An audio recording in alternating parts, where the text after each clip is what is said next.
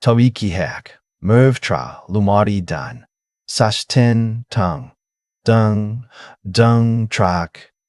Dan Sachtena, Dung Daniel, Claire, Lily, Marcus, Kevin, Ray, Patricia, Thomas Hale, Sandra, Nora, Eli, Vivian, Owen, Greg, Aaron, Brett, Haley, Caroline, Shepard, Weston, Greer, Renee, Caleb, Frank, Judith, Connor, Weston, Greer, Renee, Caleb, Frank, Judith, Connor, Stuart, Nathan, June, Renata, Dr. Calloway, Adrian, Miles, Worth, Roland, Petra, Dennis, Harriet, Victor, Aldrin, Theo, Becca, Neil, Wes, Gwen, Margot, Lorraine, Arthur Voss, Philip, Edmund, Lena, Sylvia, Colin, Maisie, Donovan, Dolina, Sylvia, Colin, Maisie, Donovan, Joel, Jake, Roy, Troy, Robert Hale, Cooper, Cecile, Aubrey, Warren, Caldwell, Diane, Phoebe, Harrison, Isaac, Paula, Preston, Gordon Marsh, Beverly, Marjorie, Franklin, Elise, Bart, Leonard, Susan, Garrett, Meredith, Tim. Ja, Adi to, isut good, pretty bung, pertatatagani, demarkido,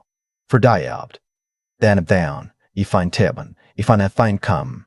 Then hemen ko, I frimda, brand frontindo, read, weedipe, briam tun, and down, yukam, kungibo, bikamed, bunsavan, then adad, then abun, but advund, bia, then bud, bia, babad, ida, toe. Biba, ba, bibado, ba, bibad, biba, buin, bata, idthai, bibanil. I'm 51 years old, and until 4 months ago, I believed I was one of the lucky ones. Not rich, not famous, just lucky in the way that matters. The way where you come home at the end of a long day and there's someone waiting and the house smells like dinner and your kid calls you on Sunday mornings just to check in. That kind of lucky. The kind you don't appreciate until it's gone. 19 years of marriage. A son in his second year of college. A house in Naperville. I put my back into renovating room by room over the better part of a decade. A contracting business I'd built from 2 trucks and a prayer into a company with 11 employees and a reputation worth protecting. I had all of it, and I was proud of it in the quiet way men my age are proud of things. Not loudly, not with any fuss, just with the steady satisfaction of knowing you built something real. I also had a brother, Reed, 3 years younger than me, tall where I'm stocky, charming where I've always been blunt. We weren't close the way some brothers are close. No weekly phone calls, no fishing trips, but we showed up for each other when it counted. At least I thought we did. What happened started the way most disasters start, slowly, then all at once. I came home early on a Thursday in February. A job in Wheaton had wrapped up 2 days ahead of schedule. The kind of thing that almost never happens in construction. But when it does, you feel like the universe owes you something good. I stopped at the florist on Route 59. Vanessa's birthday was that weekend, and I'd been meaning to get her something more than the usual dinner reservation. She mentioned once, years ago, that she used to love stargazer lilies before her mother got sick, before flowers became a thing associated with hospital rooms and funerals. I'd remembered that. Stood there in the shop for 10 minutes picking out a bouquet I thought she'd actually want, not just the ones that looked like an obligation. I pulled into the driveway at 3:40 in the afternoon. Her car was there. So was Reed's truck. I didn't think anything of it. Reed stopped by sometimes when he was between jobs, which was often enough. He was a roofer, independent, the kind of guy who worked hard for 6 months and coasted the next 2. Vanessa had always gotten along with him fine, better than fine, actually. She used to say he was easier to be around than me because he didn't carry everything so seriously. The front door was unlocked. I set the flowers on the entry table and called out. No answer. I figured they were out back, maybe. I walked through the kitchen. The back door was closed. I heard something from upstairs. At first I thought it was the TV. Then I realized it was coming from the bedroom. Our bedroom. I stood at the bottom of the stairs for maybe 30 seconds. Long enough to know. Short enough to still be hoping I was wrong. I wasn't wrong. I pushed the bedroom door open, and I stood there in the doorway and I looked at my wife and my brother in my bed. In the middle of the afternoon, in the house I had spent 9 years fixing up with my own hands. Vanessa saw me first. She didn't scream. She didn't pull the sheet up. She just went completely still, like an animal that's been caught. Reed sat up and said my name. Scott. Like that was enough. Like my name was an explanation. I didn't say anything. I couldn't. There was a sound in my ears like I'd gone underwater. Then Vanessa spoke. And what she said is the thing I keep coming back to. The thing I will probably never fully process for the rest of my life. She looked at me, not with horror, not with shame, but with something closer to exhaustion, like this was an inconvenience she'd been dreading, and she said, "It's been going on for a while. I was going to tell you. I just didn't know how." She says the way you'd tell someone their subscription was expiring. I looked at my brother. He was looking at the floor. I put the bouquet of stargazer lilies on the dresser. I don't know why I did that. I just remember setting them down very carefully, like they were the only thing in the room that deserved to be handled gently. Then I walked back downstairs, picked up my keys, and left. I drove for 2 hours. I don't remember most of it. I ended up parked outside of Menards on the edge of town, sitting in the cab of my truck, watching people push flatbed carts through the parking lot, a man loading lumber into a minivan, a woman arguing with a teenage boy over something. Normal things, Saturday afternoon things. Except it was Thursday, and my wife was home with my brother, and I had no idea what my life was anymore. My phone buzzed. Vanessa. I let it ring. It buzzed again. Reed. I turned the phone face down on the passenger seat. I drove to Hugo's place. Hugo and I had been friends since we were 14. We played on the same baseball team, gone to the same high school, watched each other get married and have kids and make bad decisions. He was the only person I could think of who wouldn't immediately try to tell me what to do or what to feel. He lost his own marriage 8 years earlier. Different circumstances, no betrayal. Just two people who grew apart. And he'd come out the other side of it quieter and more careful. The kind of man who listens more than he talks. He opened the door and took one look at my face and stepped back to let me in. "I'll get the bourbon," he said. I sat at his kitchen table and told him what I'd found. He didn't interrupt. He just listened, and when I was done, he poured another inch into my glass and said, "How long do you think it's been going on?" She said a while. I stared at the glass. She said she was going to tell me. Hugo was quiet for a moment. "Your brother." Yeah. He didn't say anything else about it. There wasn't anything to say. That night, I slept on Hugo's couch. Or, I didn't sleep. I lay on Hugo's couch and stared at the ceiling and tried to figure out what the last 19 years actually were, if they could end this way. I thought about my son Brady, up at school in Madison, probably sitting in a lecture hall or at the library, completely unaware that the family he'd grown up in had just stopped existing. I thought about my parents, both gone now, and how they'd loved Vanessa like a second daughter. I thought about the bathroom. I'd retiled on our 10th anniversary as a surprise, grouting at myself over a 3-day weekend because I wanted her to have the thing she'd pointed at in a magazine and said she loved. I thought about Reed standing at my wedding, smiling, toasting to our future. By morning, the grief had started to harden into something colder. I got up before Hugo was awake, made coffee, sat back down at the table with my laptop. I'm a practical man. I'd managed job sites and payrolls and difficult clients for 20 years. I know how to think clearly when things go sideways. It's the one skill you develop in construction that applies to everything else in life. When the problem is real, you stop feeling and you start solving.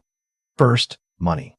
Vanessa and I had 2 joint accounts, our main checking and a savings account we built up over the years, college fund overflow, emergency money, the cushion that takes a long time to build and not very long to spend. I opened a new individual account from my phone, transferred my half of the savings, and changed the password on every financial account I had access to. Business accounts, personal investment account, the credit card she used for groceries, and whatever else. I wasn't trying to be cruel. I was trying to make sure I wasn't the only one without a parachute. Then I called my lawyer, Dale Dobbs. Not a divorce attorney specifically, but he'd handled my business contracts for years. And I trusted him not to make the situation worse than it already was. He picked up on the second ring and I told him everything. He was quiet for a moment. Then he said, "Don't move out of the house. You have as much right to be there as she does. And don't do anything that can be characterized as harassment or financial abuse." "She used that word already," I said. "Financial abuse." "Of course she did," he said. "She's scared. Give me a list of everything you can document. Accounts, statements, anything showing the timeline of the marriage finances. I'll refer you to someone good." I spent the next 3 hours at Hugo's kitchen table compiling everything I could think of. Bank statements going back 2 years. Credit card bills. The mortgage in both our names. The business. Thankfully, that was entirely mine. Vanessa had never been on any of the company paperwork. I'd offered once, early on, and she'd said she didn't want the liability. Now I was grateful for it. Around noon, I drove back to the house. Her car was there. Reed's truck was gone. I sat in the driveway for a minute, deciding whether I was ready. I wasn't, but I went in anyway. She was at the kitchen table. She'd been crying, eyes red, tissue in her hand. But she stopped when she saw me, and something shifted in her expression. Not guilt. Something more guarded than that, like she'd already decided how this conversation was going to go. "We need to talk," she said. "I know. It's not what you think." I looked at her for a long moment. "Tell me how long." She looked down at the table. 8 months.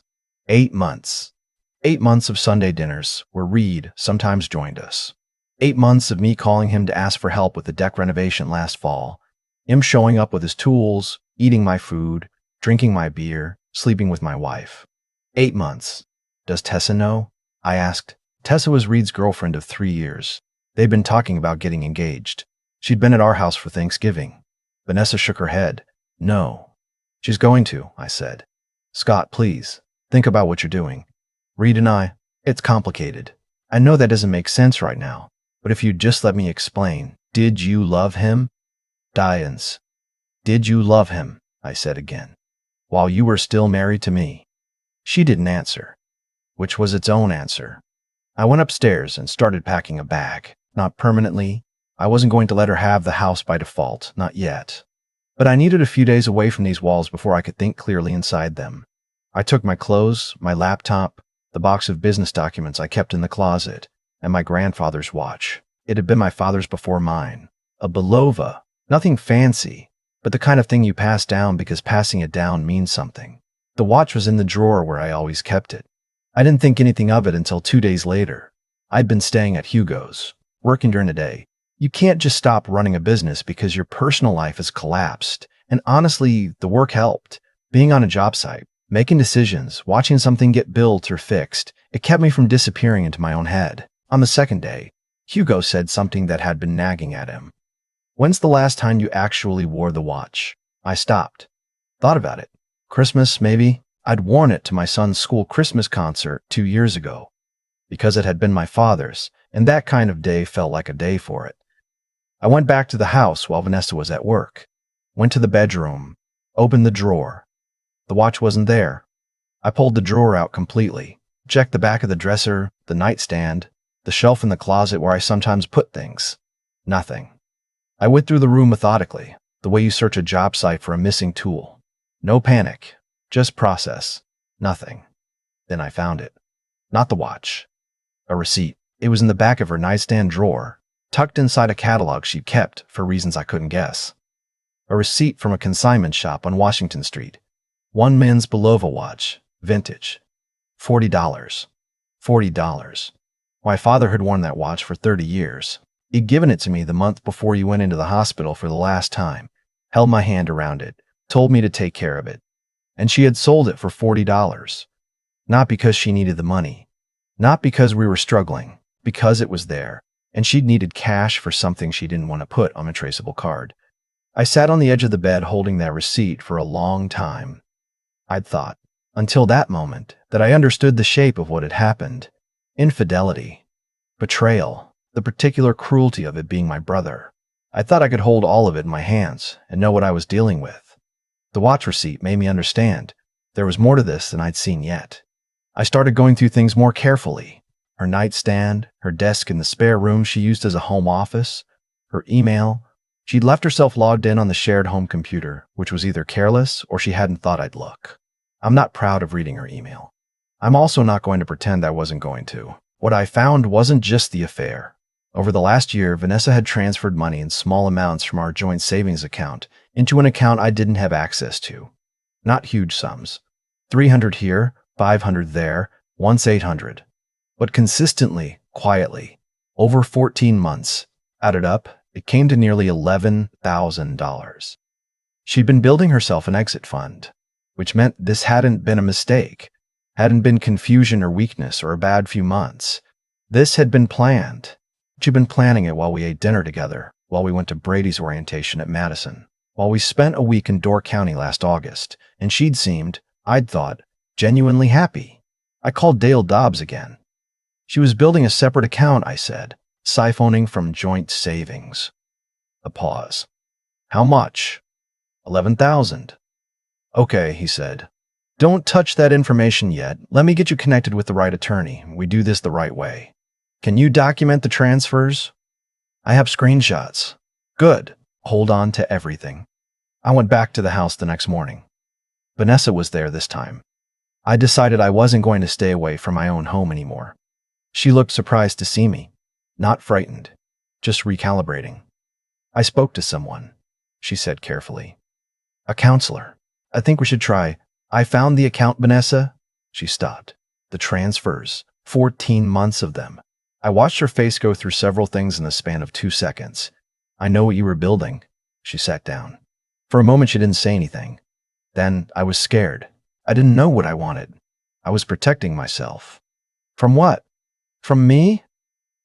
I heard my voice getting harder and I let it. I paid every bill for 19 years. I fixed this house. I put Brady through 3 years of school without touching a loan. I was faithful to you every day of our marriage. What exactly were you protecting yourself from? She didn't have an answer. I went upstairs and into the room that had always been mine too. I wasn't leaving again. That evening, I called Brady. It was the call I'd been dreading more than anything else. More than the lawyer. More than finding the receipt. More than any of it. Brady was 20. Old enough to understand. Young enough to still need things to be okay. And I was about to tell him that the two people he'd trusted most to keep things together had failed him. He picked up on the third ring, cheerful. Hey, Dad, what's up? Hey, bud. I sat on the edge of the bed. Outside the window, it was starting to snow. I need to tell you something, and I need you to let me get through all of it before you say anything, okay? A pause. You're scaring me. I know. I'm sorry. And then I told him. All of it. His mother, his uncle, the 8 months, the money. I didn't soften it more than I had to. He was old enough. He deserved the truth. There was a long silence when I finished. Uncle Reed, he said finally. His voice had gone flat in a way I'd never heard from him before. Yeah. Another silence. Then, does Tessa know? I hadn't been expecting that to be his first question. Not yet. I'm going to tell her. Good, Brady said quietly. She should know. A beat. I need a few days, Dad. I don't know what I'm feeling right now. That's okay. Take all the time you need. Are you okay? I'm going to be, I said. And I meant it more than I expected to. The next morning, I called Tessa. I'd gotten her number from my own phone. We'd exchanged numbers at Thanksgiving 2 years ago. Some logistical thing about picking up a dish she'd brought. I'd never used it before. She answered, and I could tell immediately she knew something was wrong. Maybe from my voice. Maybe because it was strange for me to be calling at all. I told her straight. I didn't dress it up. I said I'd found my wife and my brother together in my house, that it had been going on for 8 months, and that she deserved to know because I would have wanted to know. There was a very long silence. 8 months, she said. That's what Vanessa told me. Another silence. Then, quietly, he told me he was at your house helping with that deck project. Last October. He was gone for 3 days. I closed my eyes. I know. He wasn't helping you? No.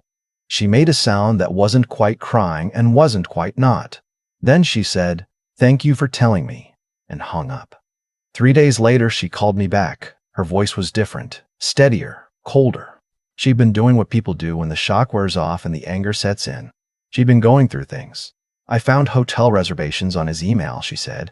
He used the joint account we had for our vacation fund. I want you to know. Because if this goes to court, I want us both to have the full picture. Send me what you find, I said. I'll send you what I have. We weren't friends exactly.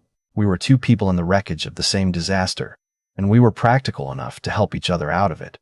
What she sent me was useful, not because I needed it to prove the affair. I'd seen that with my own eyes, but because it established something more important, a pattern, ongoing deception, planned deception, the kind a judge notices when dividing assets and deciding alimony. 2 weeks later, I got a call from a woman named Carla. She'd been in Vanessa's book club for years. I'd met her maybe half a dozen times at neighborhood things. I'd always found her a little sharp-tongued but honest, She said she'd heard what happened from another mutual friend, and she was sorry. And then she said, I want you to know something, because I've been sitting on it, and it's not right that I keep sitting on it, and it's not right that I keep sitting on it. I saw them together, Reed and Vanessa, back in June at a restaurant in the city. I thought it was strange. They were at a corner table, acting like they didn't want to be seen. I told myself it was nothing. I should have said something. June. That meant the 8 months Vanessa admitted to was already a conservative estimate. Thank you for telling me, I said. I'm sorry I didn't tell you sooner, Carla said. I convinced myself I was misreading it. I hate that I did that. You didn't know for sure, I said. I understand. I did understand. People convince themselves they're misreading things because the alternative is a conversation no one wants to have. I probably would have done the same thing. I brought everything to my attorney. Dale had connected me with a family law specialist, a woman named Joan Whitfield, who had the calm, unhurried manner of someone who had seen every version of this situation and was not surprised by any of them. She spread the documents across her desk and went through them piece by piece. The financial transfers are significant, she said. Combined with the duration of the affair and the pattern of deception, you have a very strong position. Illinois courts consider marital misconduct when it's relevant to financial issues. This is relevant. She said she wants to mediate, I said. Joan looked at me steadily. She wants to mediate because she knows what a contested divorce would look like for her. That's your decision. But don't agree to anything before we've completed discovery. What about the watch? Joan paused. You mean the one she sold? My father's watch. She sold it to a consignment shop. Joan wrote something down. Do you have the receipt? Photographed it? That's marital property that she disposed of without your consent. We can address that. I walked out of that office feeling, for the first time in 3 weeks, like the ground under my feet was solid. Reed came by the house unannounced on a Saturday morning in March. I was in the garage when I heard his truck in the driveway. I walked out and we looked at each other across the concrete, and I waited. He looked like he hadn't been sleeping. Good. I know I don't have any right to ask you for anything, he said. No, I said. You don't. I just wanted to say, I'm sorry, Scott. I know that doesn't fix anything. I know that's not even close. But I am. I looked at my brother. I thought about all the years we'd had. The way my father had always said, the most important thing in a family was that you showed up for each other. I thought about what Reed had done to Tessa, who'd been planning her future around him. I thought about Brady, who'd called me last week and said he wasn't ready to talk to his uncle yet and didn't know if he ever would be. You need to go, I said. He nodded. He got back in his truck. He drove away. I don't know if I'll forgive him someday. I don't know what forgiveness even looks like for something like this.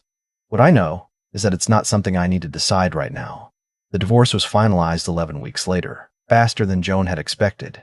Vanessa didn't contest much. She took her car, her personal belongings, the amount in her separate account, which we'd had to disclose fully during proceedings, and a settlement figure that Joan had negotiated down to something I could live with.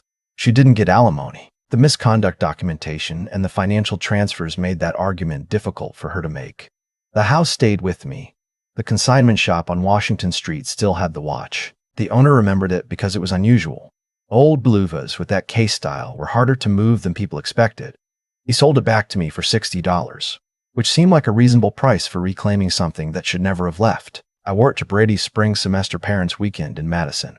He picked me up from the hotel, and when he saw the watch on my wrist, he stopped and looked at it for a moment.